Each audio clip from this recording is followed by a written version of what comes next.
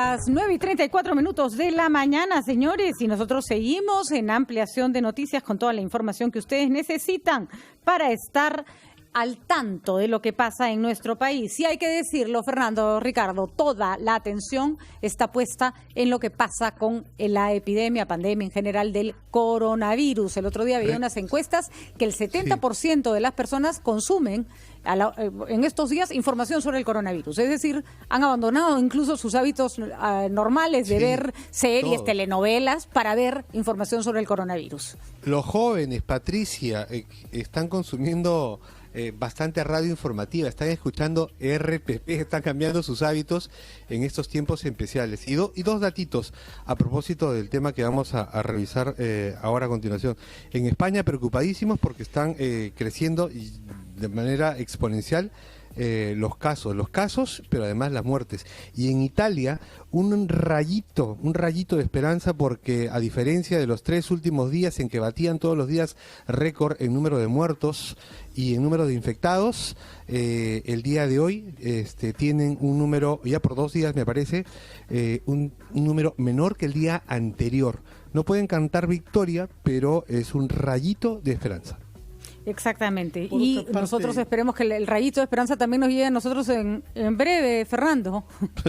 Sí, quería decir a propósito de la información que esta situación de crisis pone de manifiesto la importancia de los medios profesionales de comunicación. Las redes sociales son muy importantes para la comunicación interpersonal, pero no hay un sistema de control de las noticias falsas y malintencionadamente falsas. Todos hemos encontrado seguramente grandes discursos, grandes teorías y grandes entrevistas inventadas por una persona que ni siquiera pone su nombre y que no hay manera de verificar, de manera que quienes creían que las redes sociales podían reemplazar a los medios profesionales de comunicación tienen que reflexionar y darse cuenta. Por otra parte, lo que es importante no solamente ver lo que pasa en tu comunidad de amigos.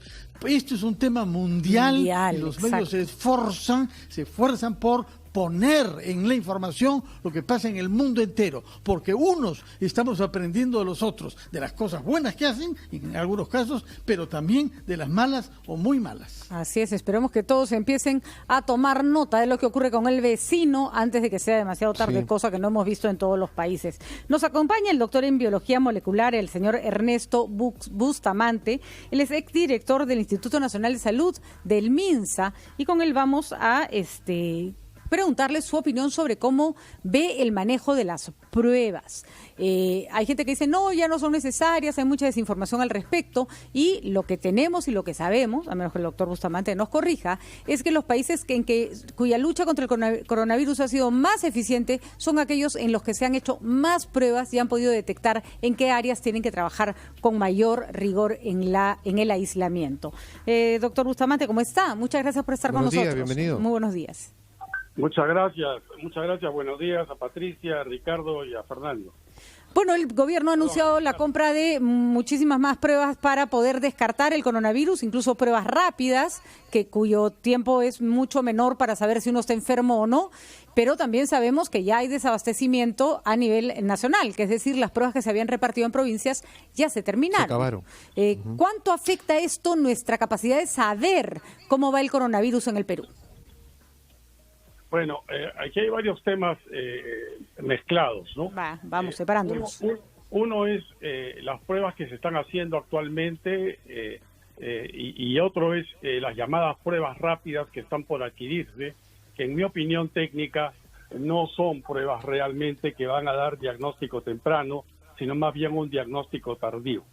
¿Cómo así, doctor, por favor? Bien, las pruebas que se han estado usando y que se usan en todo el mundo, cuando uno mira las estadísticas, por ejemplo, de Johns Hopkins, para poder saber cuántos casos hay en el mundo y cuántas muertes, los casos confirmados a los que se refieren son todos casos confirmados por el test llamado de transcriptasa reversa PCR, o RT. Molecular. La llamada prueba molecular.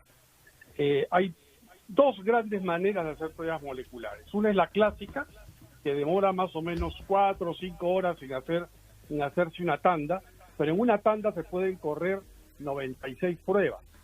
Claro, ustedes dirán, oye, son 4 horas, si son 24 horas, ¿por qué no se corren 6 tandas?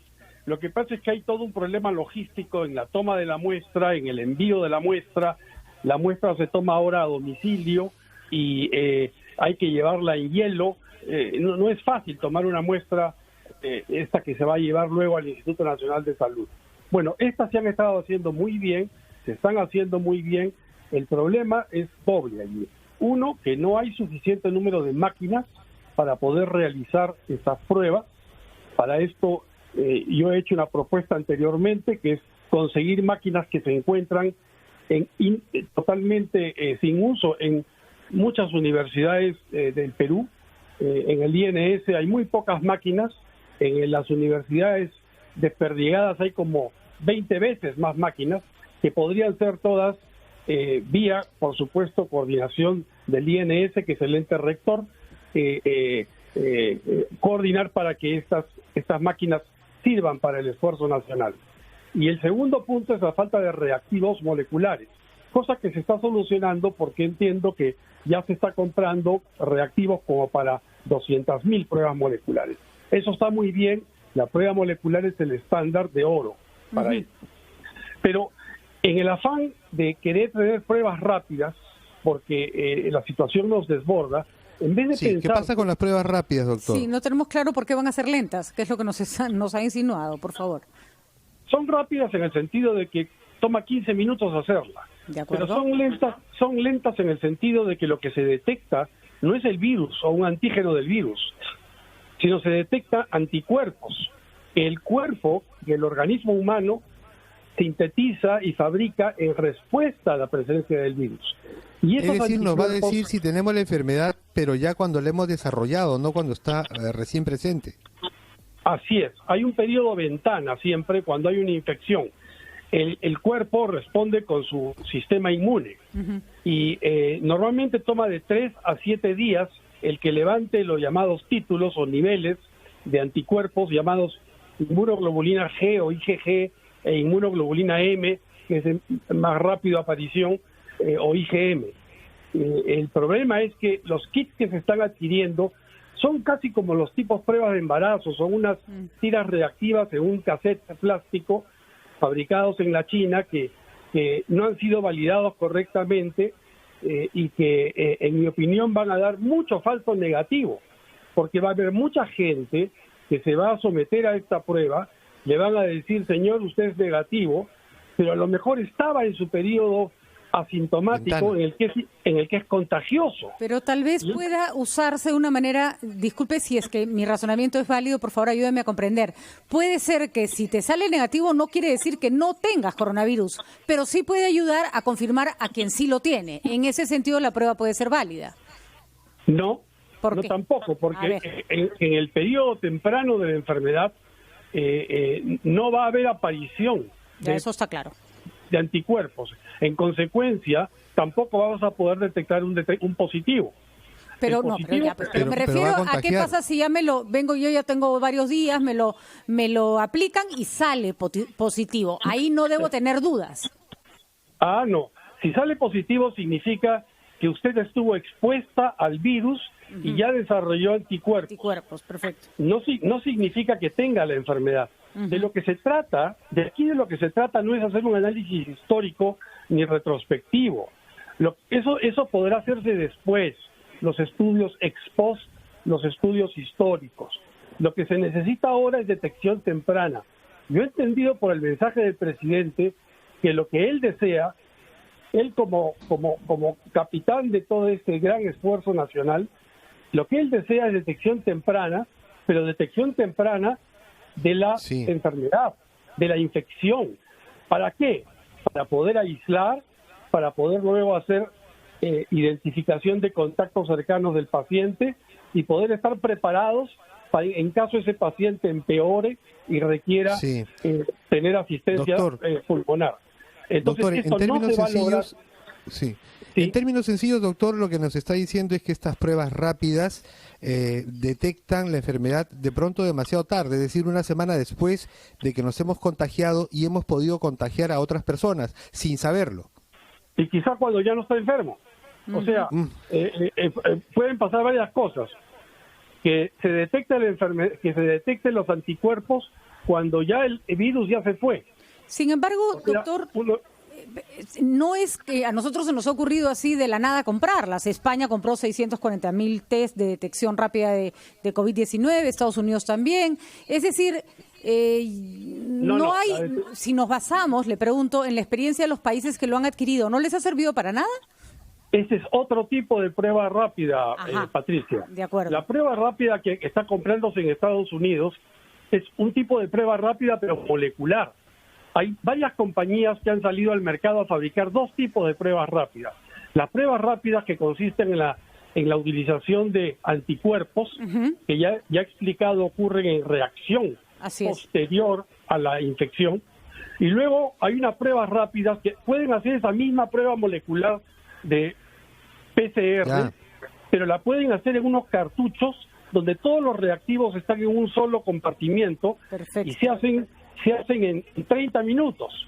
El problema es que esa prueba es rápida en cuanto a los 30 minutos, pero es lenta en el sentido de que se hace en cola, se hace una por una, entonces, y es cara. Entonces, claro, Estados Unidos puede hacerlo, y acá en el Perú probablemente lo podamos hacer también, pero a nivel de clínica, es decir, a nivel de medicina personal, no de medicina de salud si me pública. permites. Por favor, Fernando. Por supuesto, quería preguntarle algo. Doctor Bustamante, está dando argumentos que no podemos verificar nosotros, pero quería preguntarle, ¿los ha compartido usted con sus colegas biólogos y con sus sucesores en el Instituto Nacional de Salud? Puedo decir que me he comunicado en todos los niveles posibles con gente del Ministerio de Salud y del Instituto Nacional de Salud. Sí. ¿Y ha recibido? ¿Y qué le han contestado? Eso. Mire, ha habido un cambio de ministro y ha habido un cambio de jefe del Instituto Nacional de Salud hace muy pocos días. La decisión de la compra se tomó antes del cambio y aparentemente ha habido una continuidad en los procesos de compra por parte del Ministerio de Economía y Finanzas. Eso no me consta, pero es mi conclusión. Como especialista. Así es. Y yo considero que quizá por razones de procedimiento en el Estado, no han querido dar marcha atrás en cuanto a la decisión de compra y la validez técnica del informe técnico que ha debido acompañar esas bases, ese TDR con que se compró el servicio, pues realmente me parece que no ha sido hecho con mucha... Muy bien, señor Bustamante. Valiosa su observación. Vamos a trasladarla a las autoridades cuando vengan para que nos expliquen. Porque, bueno, está clarísimo que se necesitan muchas pruebas, más pruebas, pero también las mejores pruebas. Porque sí, Patricia, si me permite un minuto, yo solamente quisiera, unos segundos, solamente quisiera terminar con algo constructivo porque no se note que quiera yo tratar de no ayudar en el proceso.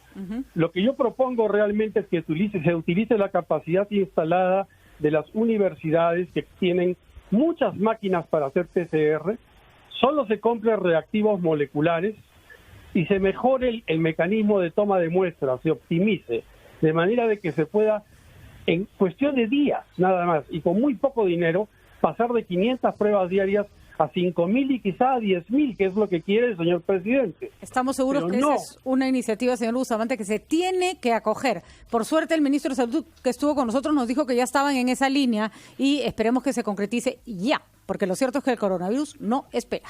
Eso nos queda. Y es importante que la población no se vaya no vaya a generar falsas expectativas creyendo que las pruebas rápidas le van a hacer una detección masiva temprana, cuando de pronto haya muchas gentes a quienes les hagan los análisis, les digan usted es negativo y a los 4 días contagia o es infectada o la persona esta se va a molestar. Bueno, y vamos. Esto puede generar una crisis social y una crisis de salud pública. Bueno, vamos a dejar, doctor Bustamante, creo que ya está clarísimo. De todas maneras, vamos a contrastar esta información con las autoridades y vamos a ver qué pasa. Todavía Muchas gracias.